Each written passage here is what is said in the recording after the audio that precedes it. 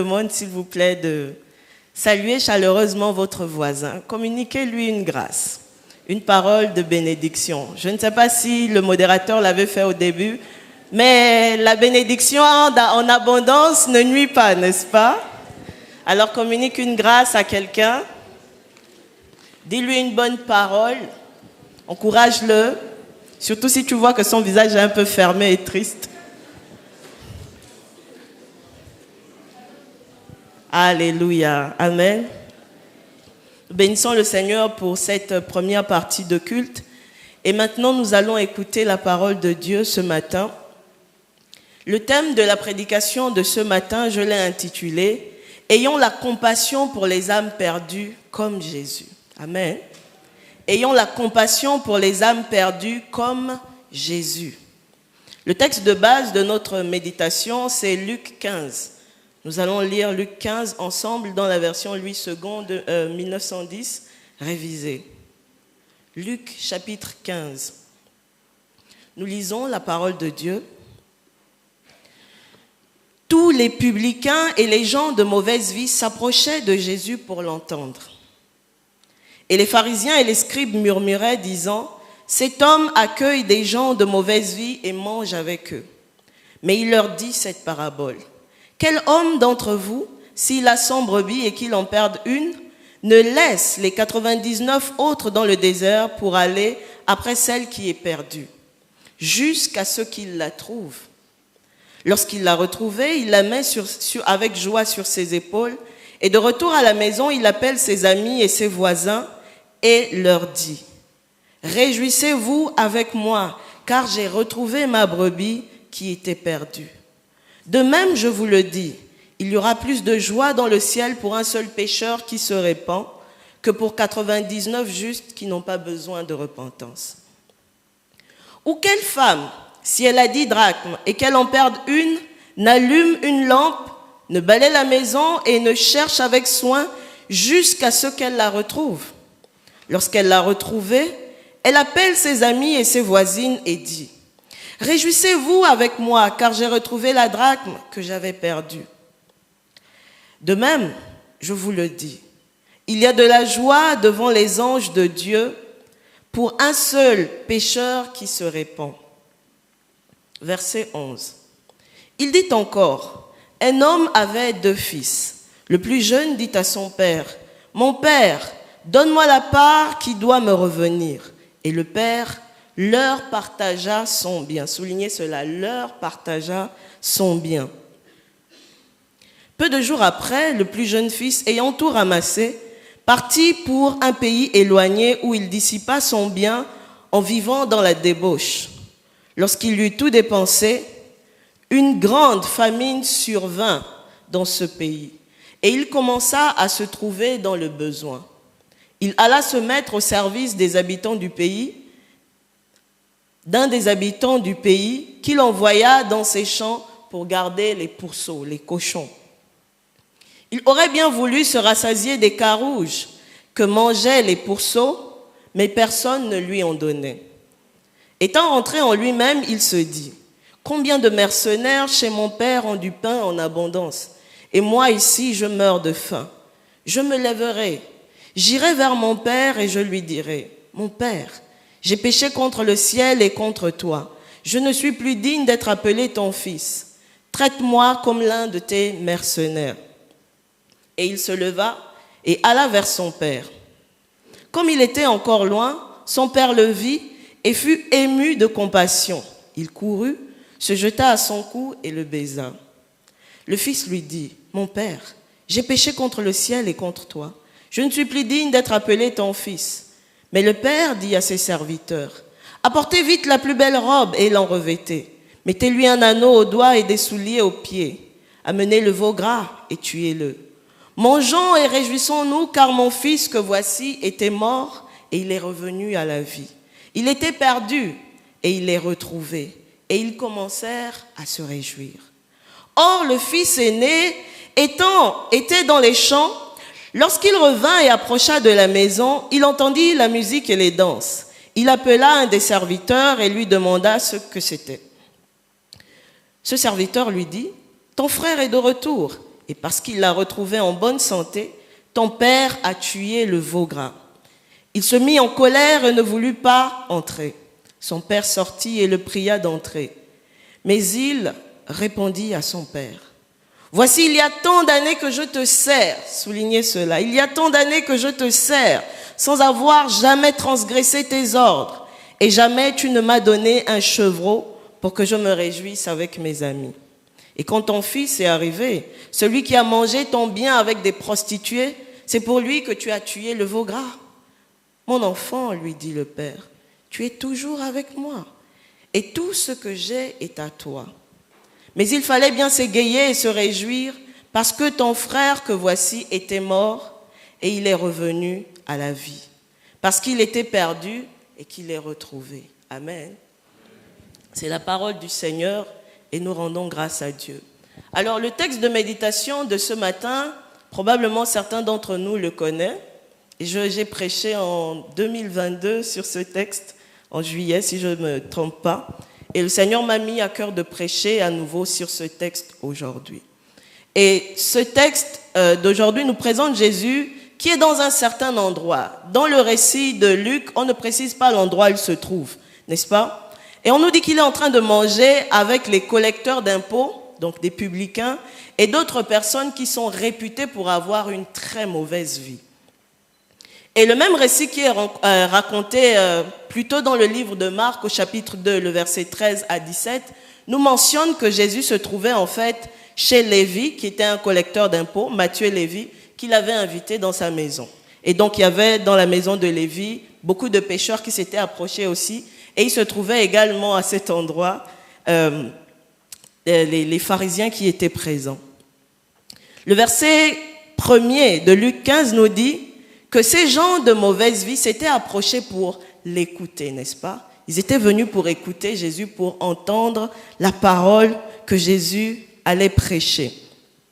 Certainement, les paroles de Jésus et sa manière d'être étaient pleines de grâce, d'amour et de compassion. Et c'est ce qui attire. Et vous savez, la grâce, l'amour attire les gens, plutôt que le jugement et le mépris.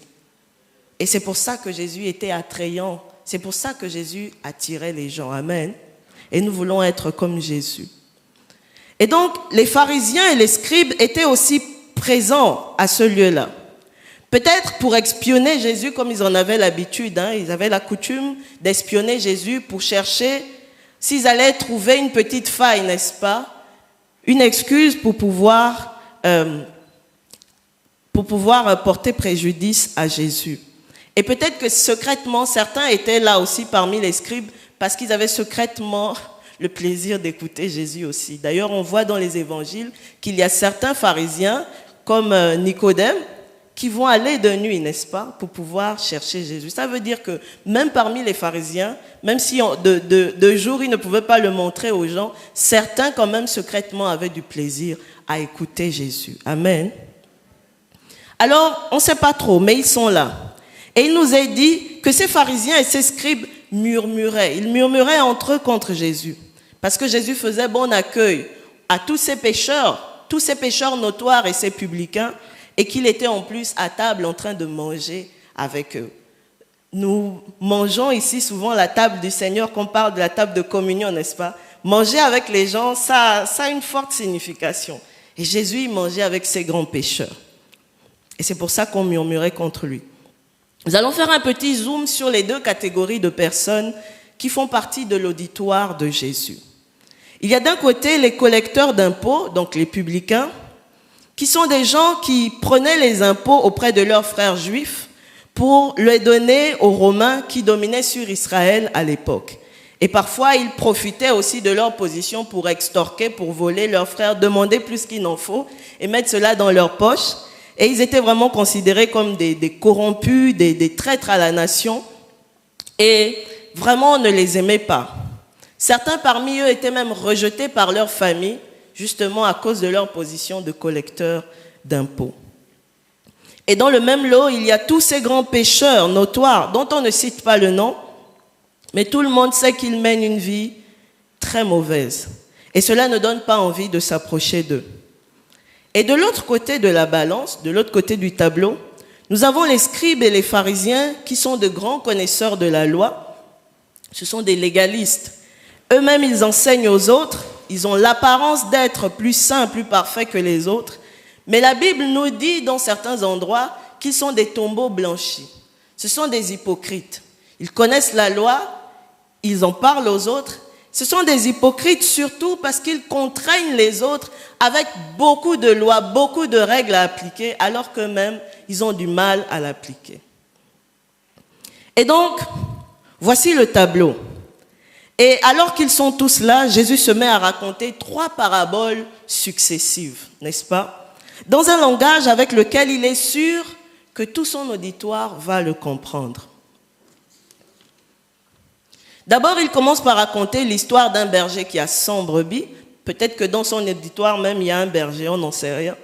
Il commence par raconter l'histoire d'un berger qui a 100 brebis et qui en perd une parce qu'elle s'est égarée. Alors le berger place les 99 autres dans un lieu sûr, à l'abri, et il s'élance à la recherche de celle qui est perdue. Il va la chercher encore et encore, jusqu'à ce qu'il la trouve. Il n'a pas abandonné parce qu'il a toujours eu l'espoir, en laissant les autres, qu'il allait pouvoir retrouver certainement celle qui était perdue, n'est-ce pas? Alors il la cherche encore et encore jusqu'à ce qu'il la trouve. Et quand il la trouve, il la ramène à la bergerie sur ses épaules et il partage sa joie avec ses amis et ses voisins. Et Jésus rajoute à la fin de cette parabole, vous savez, une parabole, c'est pas la vérité. C'est une histoire qui est inventée, c'est quelque chose de fictif, mais pour qu'on puisse tirer une leçon à l'intérieur qu'on va enseigner aux autres. Et donc, à la fin de la parabole, Jésus rajoute que c'est exactement la même joie qu'il y a dans le ciel lorsqu'un pécheur se répand et revient à Dieu, que pour 99 justes qui n'ont pas besoin de repentance. Et en écoutant cette première parabole, les gens de mauvaise vie peuvent s'identifier à la brebis égarée et retrouvée par le bon berger, qui est finalement ici la figure qui représente Jésus dans la parabole. Jésus va ensuite parler d'une deuxième parabole, pour que les pharisiens et les scribes réalisent qu'eux aussi sont des pécheurs qui ont besoin de la grâce divine. Il raconte cette parabole en parlant d'une femme qui a 10 drachmes. Les drachmes, c'est de l'argent, ce sont des pièces de monnaie. En sachant qu'une drachme était plus ou moins l'équivalent d'un salaire journalier pour un ouvrier. Quelqu'un de la classe ouvrière, une drachme, c'est son salaire du jour. Donc c'est vital. Cette femme est peut-être dans la parabole la femme, ou bien elle-même elle est ouvrière, ou elle est la femme d'un ouvrier, n'est-ce pas? C'est vital qu'elle retrouve cela pour sa famille. Et donc elle va chercher sa drachme dans la maison. Cette fois-ci, la brebis était perdue dehors, mais ici, dans la deuxième parabole, la drachme est perdue dans la maison. Et elle va chercher dans la maison, elle va balayer, elle va fouiller les moindres recoins de la maison encore et encore. Elle prend même la lampe, ça a dû lui prendre beaucoup de temps. Et on nous dit, jusqu'à ce qu'elle la trouve. Et ensuite, elle partage sa joie avec ses amis et ses voisines. Et Jésus rajoute à la fin de la parabole, maintenant il donne ce qu'il veut expliquer comme message. Il dit, Dieu se réjouit devant les anges à cause d'un seul pécheur qui se répand. Les pharisiens peuvent s'identifier à la drachme perdue dans la maison parce que les 10 drachmes peuvent représenter ici la loi de Moïse qui est résumée dans les 10 commandements. 10 commandements qu'on est appelés à obéir, n'est-ce pas? On dit que ceux qui obéiront à la loi vivront par elle, n'est-ce pas? Mais on nous dit également que si on pêche contre un seul des commandements, on pêche contre toute la loi. Donc ce n'est pas possible, en tout cas c'est quasiment impossible, presque impossible, malgré la bonne volonté, de parvenir à obéir à toute la loi, d'être sauvé, de vivre, d'avoir la vie éternelle par nos propres œuvres. Nous sommes faillibles. Et donc finalement, nous avons besoin tous de la grâce de Dieu. Même si on a une bonne moralité, on a autant besoin de la grâce de Dieu qu'une prostituée. Et donc,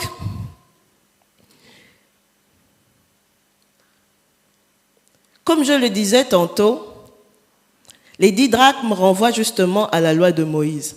Et étant donné que les pharisiens et les scribes sont justement les garants de la loi, ce sont les légalistes, ils comprennent le langage de cette parabole.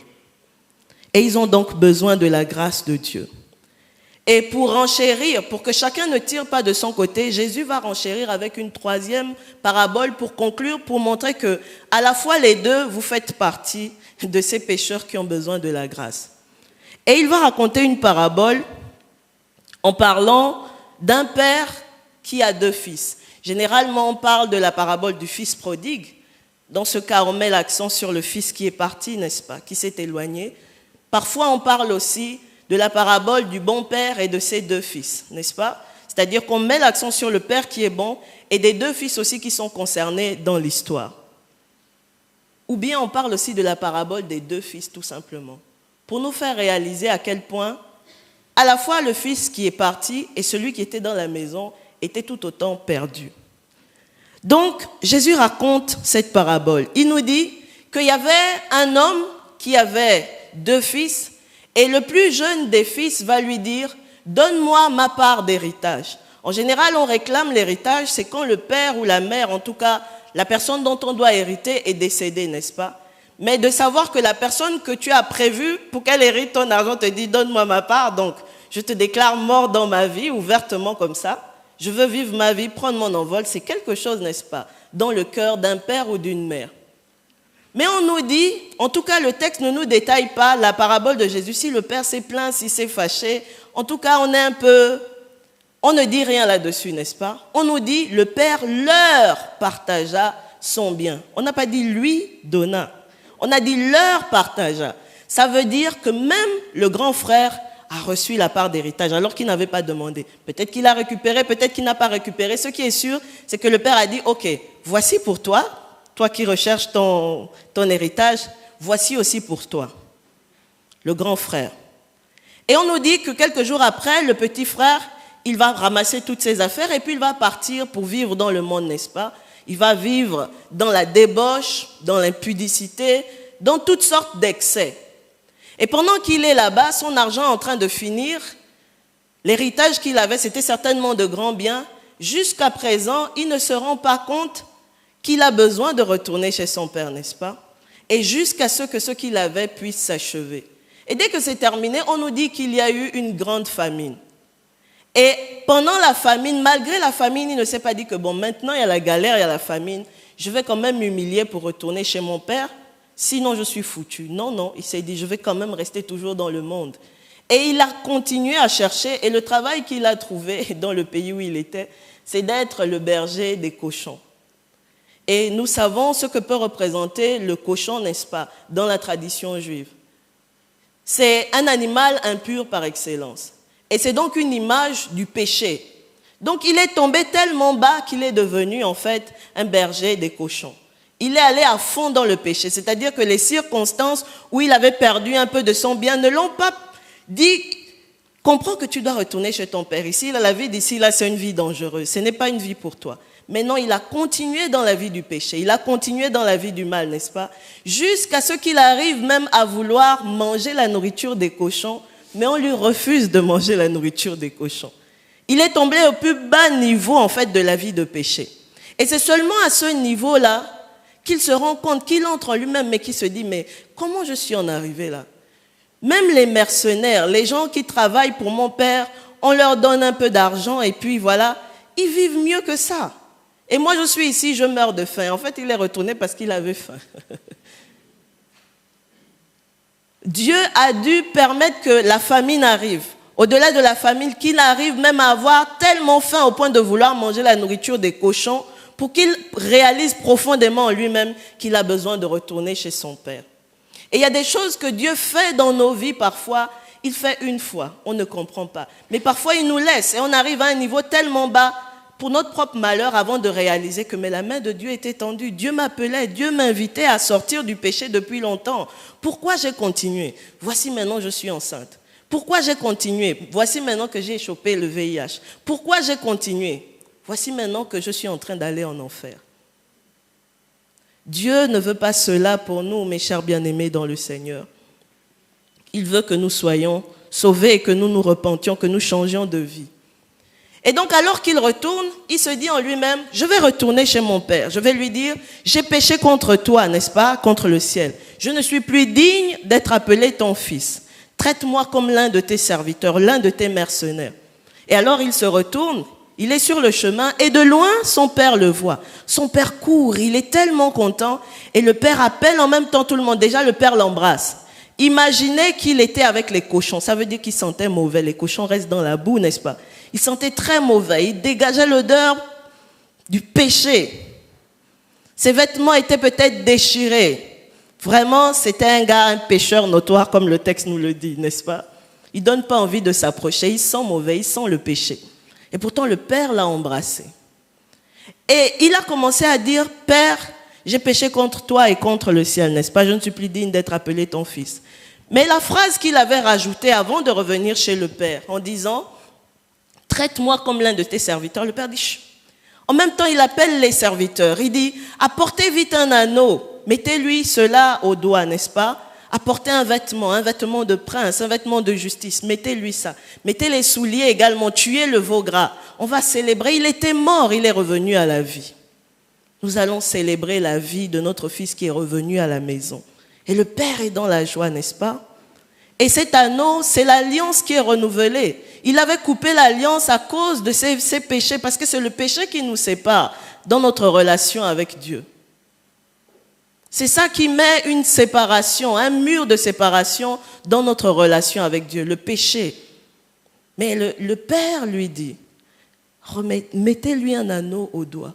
Et on lui met, alors qu'il était peut-être avec des habits déchirés, avec le corps tout sale, on enlève ces vêtements sales-là et puis on lui met un vêtement de prince, un vêtement de justice. Il est justifié, amen. Et on lui donne des nouveaux souliers pour commencer une nouvelle marche avec le Seigneur. Pour commencer une marche nouvelle avec son Père, parce qu'il est revenu à la maison, il est pardonné. Maintenant, il doit continuer la marche et mieux marcher, avec de nouvelles sandales. Et donc, il s'égaye, et le grand frère revient le soir à la maison après avoir travaillé. Lui, c'est le bon gars. Il est resté à la maison, n'est-ce pas? Il ne s'est pas perdu en s'éloignant, en disant peut-être l'herbe est très verte à l'extérieur, je vais aller là-bas. Il est resté dans la maison. C'est le gars irréprochable. Il respecte son père, n'est-ce pas? Il dit que je n'ai jamais transgressé un seul de tes commandements. C'est le gars qui est vraiment sérieux avec la loi, avec les règles. N'est-ce pas? On dit tu ne dois pas, en tant que chrétien tu ne dois pas, en tant que chrétien tu ne dois pas. Il est comme ça. Et il se plaint auprès de son père. Déjà, il n'est pas content. Ça fait des années que tu n'as pas vu ton frère. Tu n'as pas peut-être même eu des nouvelles de lui. Et puis, il est peut-être mort. Tu n'en sais rien. Mais par la grâce de Dieu, il revient à la maison. Au lieu que tu sois content avant de te fâcher contre lui pour dire, mais tu étais parti, mais réjouis-toi d'abord. Il se fâche en même temps et il ne veut pas rentrer à la maison. Il demande au serviteur qui lui dise ce qui se passe parce que le frère est revenu et il ne veut pas rentrer et faire la fête avec les autres. Le père entend cela, le père vient le voir et le texte nous dit que le père va le supplier de pouvoir rentrer et venir faire la fête parce que son frère était mort et il est revenu à la vie, il était perdu, il est retrouvé. Il y a des raisons de se réjouir. Et lui, il va dire, voici tant d'années que je te sers, je suis ton fils mais je suis dans la maison, je veux mériter ton amour. Je te sers avec tellement de persévérance, tant d'années. Et tu ne m'as jamais donné un seul chevreau pour me réjouir. Et voilà que tu tues le veau gras pour celui qui a dilapidé ton argent avec les prostituées. Donc tu ne m'aimes pas.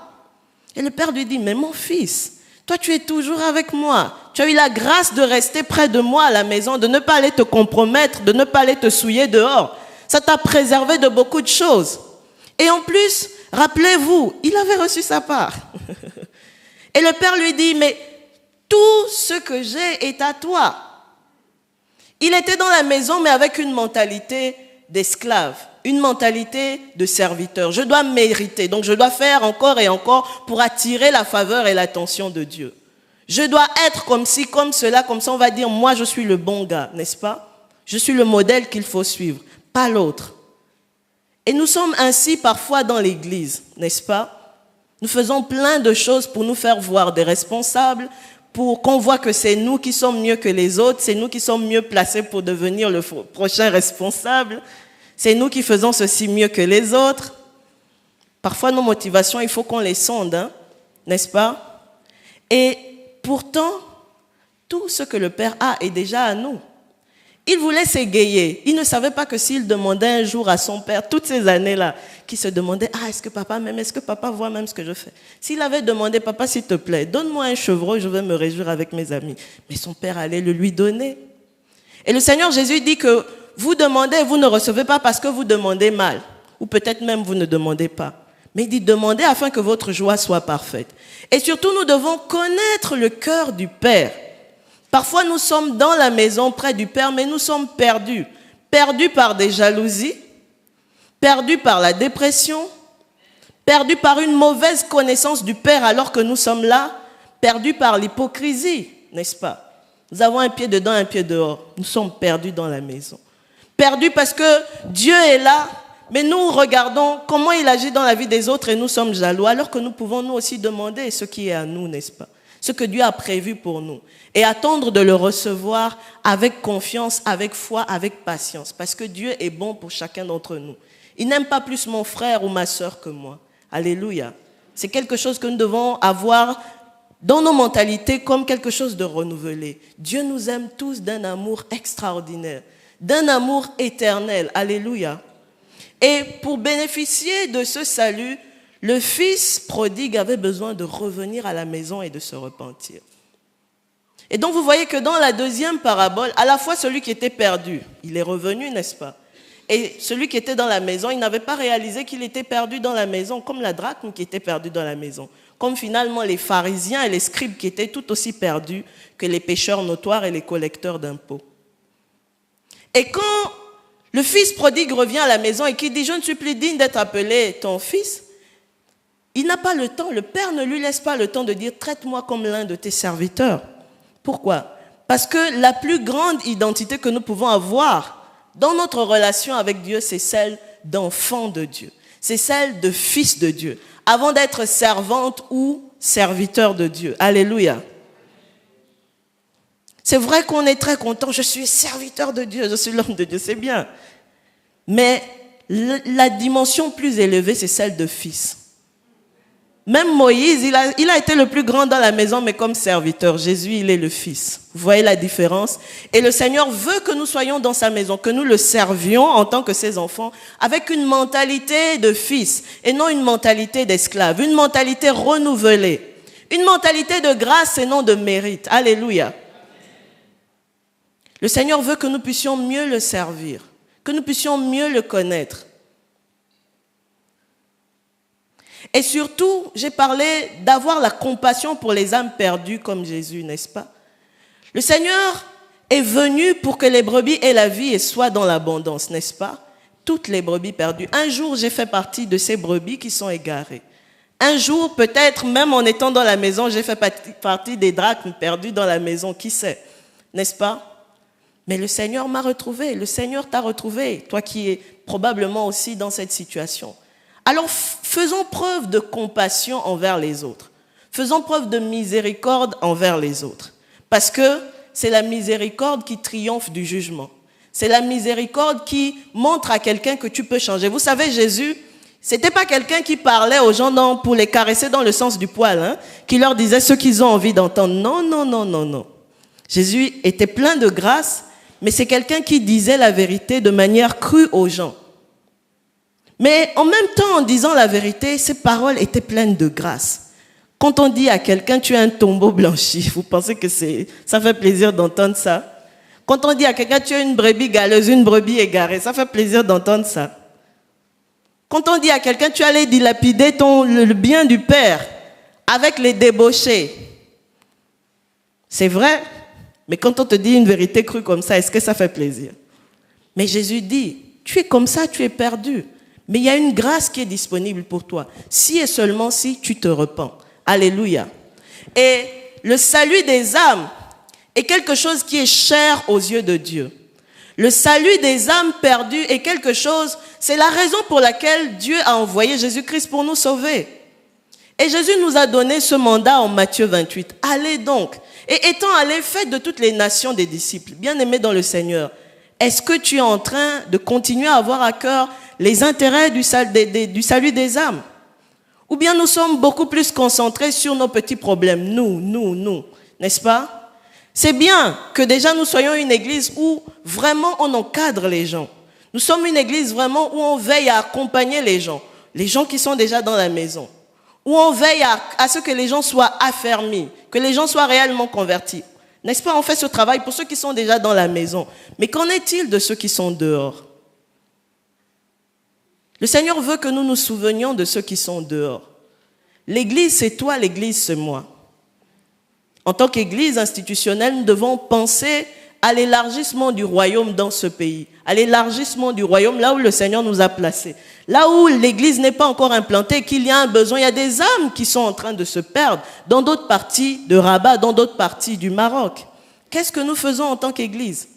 Et maintenant, en tant qu'église, toi et moi, individuellement, qu'est-ce que nous faisons par rapport à ce colocataire qui vit dans le péché? Tu ne lui dis jamais rien, tu restes toi seul dans ton coin pour éviter les problèmes. Par rapport à ce frère, cette sœur dans ta famille qui ne connaît pas encore le Seigneur, toi tu es déjà sauvé, mais qu'en est-il de son âme? Et s'il meurt aujourd'hui, est-ce que tu as prié pour lui? Est-ce que tu lui as parlé de Jésus? Il y a un théologien, un très grand théologien du XXe siècle qui s'appelle Karl Barth qui a dit qu'une église qui n'est pas missionnaire est démissionnaire. Ne soyons pas démissionnaires. La mission, c'est au cœur même de l'existence de l'Église dans le monde. Ne soyons pas démissionnaires. Faisons beaucoup de séminaires, faisons beaucoup de choses pour nous édifier. N'oublions pas ceux qui sont perdus dehors.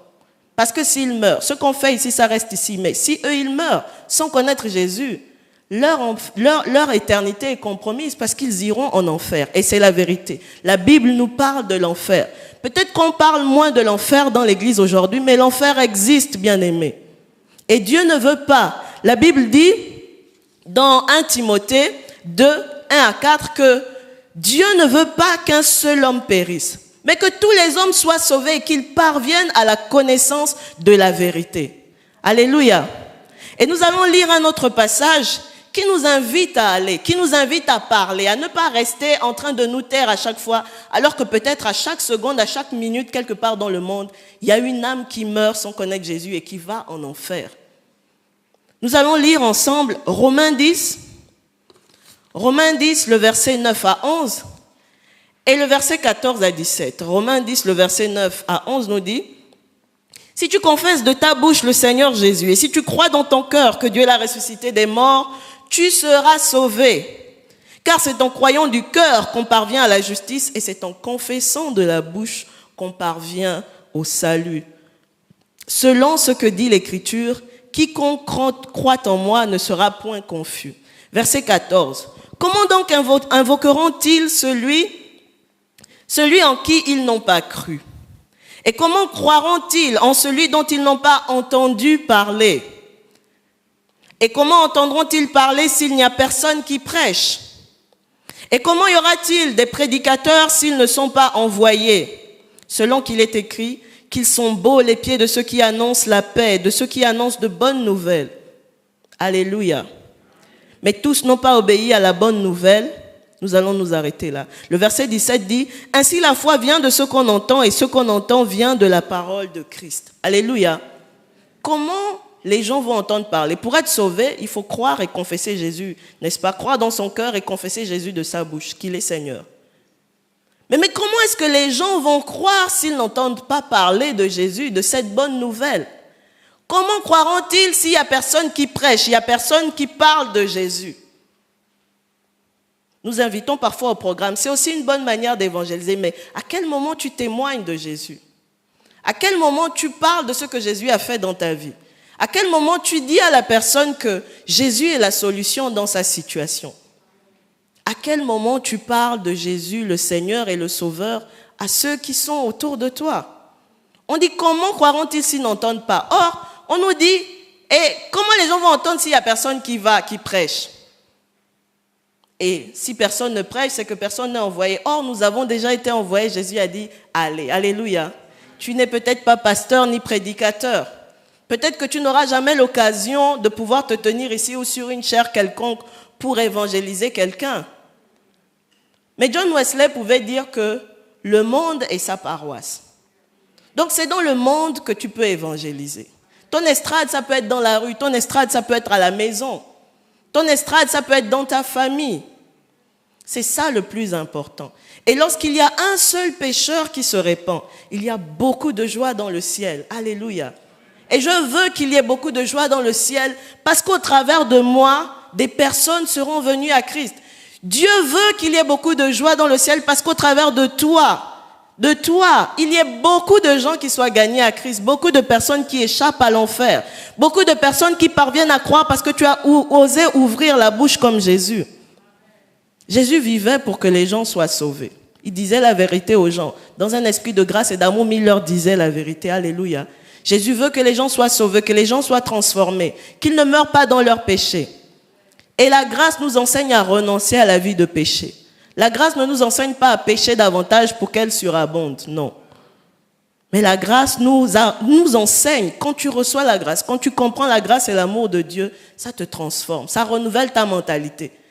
Tite nous dit que la grâce nous enseigne à renoncer à l'impiété, à renoncer à la vie de péché, à la vie mondaine et à vivre d'une manière juste et qui plaise à Dieu. Ça, c'est ce que la grâce fait dans la vie de ceux qui reçoivent la grâce dans leur cœur. Alléluia. Une église qui n'est pas missionnaire est démissionnaire. Ne soyons pas des missionnaires bien-aimés pour le salut des âmes. Vivre et bâtir selon Christ, c'est aussi vivre en ayant le souci et la compassion pour les âmes perdues. Alléluia. Et c'est ce que le Seigneur attend de nous. N'oublions pas cela. Nous pouvons faire tout ce qui concerne nos vies. C'est normal, c'est important. Mais n'oublions pas les âmes perdues. Parce que c'est au cœur de la mission que Christ nous a confiée. Alléluia. Que Dieu bénisse sa parole dans nos cœurs. Bien-aimés dans le Seigneur, je veux nous inviter à la prière après avoir entendu ce message. Dieu est un Père plein d'amour. Dieu est un Père plein d'amour.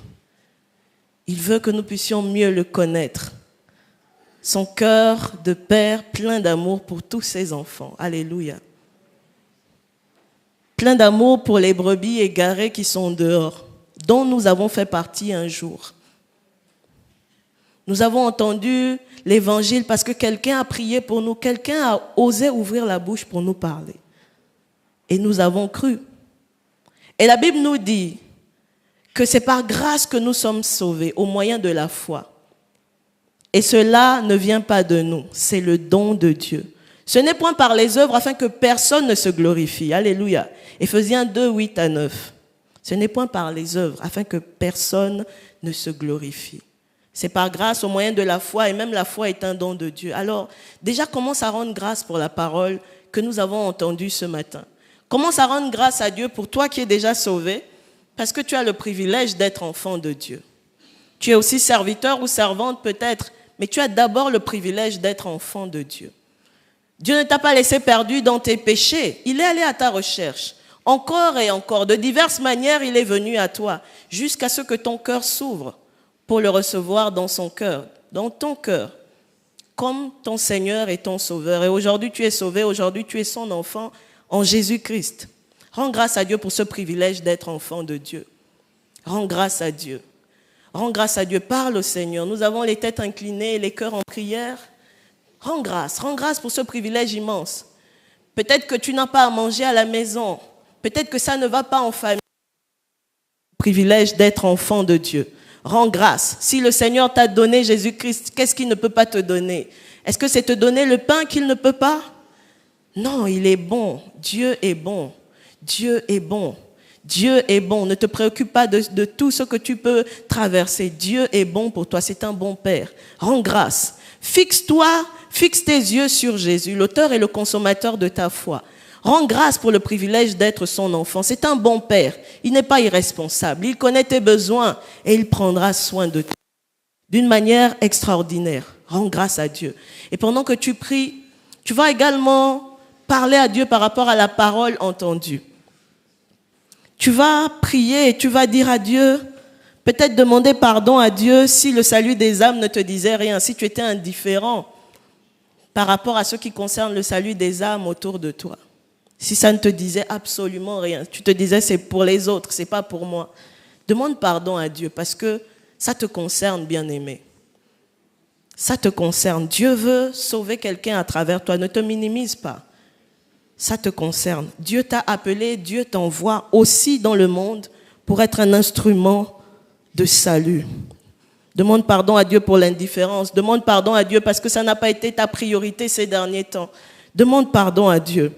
Et demande à Dieu de t'ouvrir les yeux et de t'utiliser pour gagner au moins une âme à Christ cette année. Nous sommes en avril. Il y a encore 8 mois devant nous.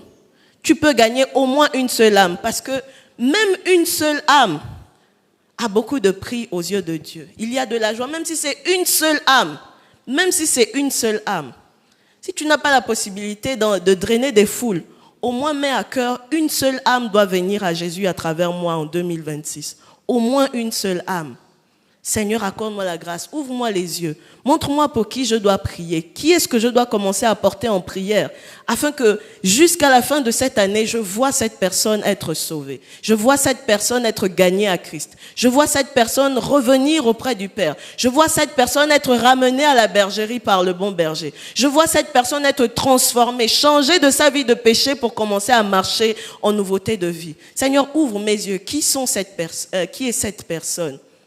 Qui est cette personne que je dois porter en cette année 2026 afin qu'au moins une seule âme soit gagnée à Christ cette année?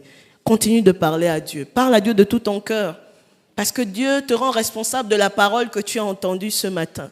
Dieu veut que tu aies compassion et que tu portes le salut des âmes dans ton cœur. Alléluia. Continuons de prier avec nos têtes inclinées.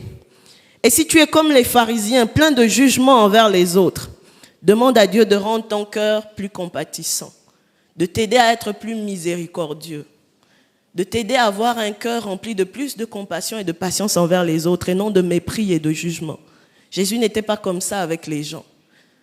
Entre en toi-même. Si tu as tendance à être dans le jugement vis-à-vis des autres, parce que certainement ils s'habillent mal, ils parlent mal, ils vivent dans le péché, ils sont comme ci, ils sont comme ça, demande au Seigneur de t'ouvrir les yeux et de te donner un cœur plein de compassion pour eux. Ta compassion peut les gagner à Christ, mais ton mépris va les repousser. Parle au Seigneur. Si tu es plutôt comme le grand frère, qui sert comme un esclave pour mériter la faveur du Père, et non avec la mentalité d'un fils ou d'une fille de Dieu, à qui Dieu donne tout simplement s'il demande, par la prière avec confiance. Parle aussi au Seigneur. Dis à Dieu, je ressemble à ce fils aîné qui était perdu dans la maison, qui avait tendance à croire que c'est parce que je fais. Faire, c'est très bien, et cela réjouit ton cœur, c'est vrai, mais qui avait tendance à penser que c'est parce que je fais que je dois mériter telle chose venant de Dieu et pas une autre personne. Parle au Seigneur. Parle au Seigneur, qu'il change ta mentalité. Et profite en même temps de ce temps de prière. Si tu es comme le fils aîné, profite. Il a dit que tu ne m'as jamais donné un chevreau pour que je me réjouisse avec mes frères, mes amis. Peut-être que tu as quelque chose qui ressemble à un chevreau que tu attends de Dieu. Tu te dis, mais Dieu ne voit pas ça. Il ne peut pas aussi faire. Demande simplement, Dieu est ton Père. Il est capable de te donner ce qui est comme un chevreau dans ta vie. Tu as peut-être des besoins particuliers. C'est un temps de prière de cœur à cœur. Demande et il te sera donné. Demande avec foi. Le Seigneur a dit en tant que Père, ce que j'ai est à toi. Connais-moi mon fils, connais-moi ma fille. La mentalité que tu as eue vis-à-vis de moi, cet endurcissement de cœur, ce mauvais regard que tu as eu, n'est pas le bon, n'est pas vrai. Ouvre tes yeux sur mon cœur de Père plein d'amour et de compassion que je suis. Tout ce que j'ai est à toi. Demande-moi simplement. Demande-moi simplement. Demande maintenant, présente ton besoin à Dieu. Présente ton besoin à Dieu. C'est une occasion qui nous est donnée dans la prière. Et crois que le Seigneur va t'exaucer. Crois de tout ton cœur que le Seigneur va t'exaucer. Même si c'est une situation qui semble impossible, crois de tout ton cœur alors que tu es en train de prier maintenant que le Seigneur, en tant que ton Père, va te le donner parce qu'il est bon, parce qu'il est fidèle, parce qu'il l'a dit. Alléluia. Continue de parler à Dieu. Continue de parler à Dieu. Et je vais lancer un appel maintenant à toute personne qui s'est retrouvée dans la vie des pécheurs notoires, dans la vie du fils prodigue qui allait dilapider son bien avec les prostituées, en vivant de manière mondaine, en vivant n'importe comment, en tombant dans la plus grande bassesse de péché, avant de finalement ouvrir son cœur et répondre à l'appel du retour à la maison. Peut-être que tu es là, alors que nous avons les têtes inclinées, toujours dans la prière. Tu as besoin de revenir à la maison. Tu as besoin que tes péchés soient pardonnés. Le Père a donné un anneau nouveau, une alliance nouvelle. Le Père a donné un vêtement de justice à son Fils qui était perdu avant. Et de nouvelles sandales pour avoir une nouvelle marche avec lui. Et si tu es là dans la salle et que tu vivais une vie de péché, mais que tu veux changer de vie, le Seigneur Jésus ne te condamne pas. Au contraire, il veut que tu sois sauvé. Il veut que tu sois sauvé. Tu peux tout simplement te lever. Jésus-Christ a déjà donné sa vie pour toi, mon bien-aimé, ma bien-aimée. Nous avons les têtes inclinées et le salut est une chose personnelle. N'aie pas honte de te lever, c'est pour ton salut. La Bible nous a dit que si tu crois dans ton cœur, si tu confesses le Seigneur Jésus et si tu crois dans ton cœur, tu seras sauvé. Si tu crois alors que cette parole est venue à toi, et que tu as eu la foi dans ton cœur que Jésus est vraiment le Seigneur et le Sauveur, et que tu veux abandonner ta vie du passé, Jésus peut te laver de tes péchés et te donner une nouvelle vie aujourd'hui. Je n'ai plus beaucoup de temps, mes bien-aimés. Là où tu es, alors que nous avons les têtes inclinées, tu peux simplement lever ta main discrètement là où tu te trouves et nous allons prier ensemble. Tu peux te repentir aujourd'hui et naître de nouveau. Merci au frère qui s'est levé. Si ça peut encourager quelqu'un d'autre qui est encore là dans la salle et qui a besoin de revenir auprès du Père et d'abandonner sa vie de péché, d'abandonner sa vie qui n'honore pas le Seigneur. Aujourd'hui, si tu entends la voix du Seigneur, n'endurcis pas ton cœur. C'est le jour de ton salut, bien-aimé. Une dernière fois, je lance cet appel. De là où tu es, tu peux simplement lever ta main discrètement, je te vois. Et nous allons prier ensemble pendant que les autres ont toujours la tête baissée en prière.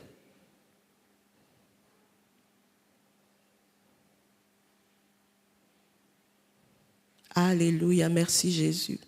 Je vais demander maintenant à ces deux autres personnes qui ont levé la main de se lever discrètement et nous allons faire cette prière ensemble avec foi au nom de Jésus.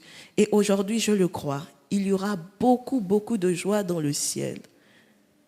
Dites cette prière avec moi de tout votre cœur. Seigneur Jésus, j'ai entendu ta parole aujourd'hui. Je te demande sincèrement pardon pour mes péchés. Tous les péchés que j'ai commis, je te demande pardon. Je crois dans mon cœur que tu es mort à la croix pour moi, pour pardonner mes péchés. Je crois dans mon cœur que tu fais de moi un enfant de Dieu aujourd'hui. Je t'accepte dans ma vie, aujourd'hui, comme mon Seigneur et mon Sauveur personnel. Je te donne toute ma vie. Je te remercie de m'accueillir comme un enfant de Dieu à partir d'aujourd'hui. Je te remercie de faire de moi ton enfant. Remplis-moi de ton Saint-Esprit. Garde-moi fidèle à toi jusqu'à la fin. Aide-moi à t'aimer et à mieux te connaître pendant le reste de toute ma vie. Au nom de Jésus. Amen. Vous pouvez vous rasseoir. Est-ce que nous pouvons acclamer le Seigneur? Je vais simplement demander à mes trois bien-aimés qui se sont levés ce matin de me voir à la fin du culte.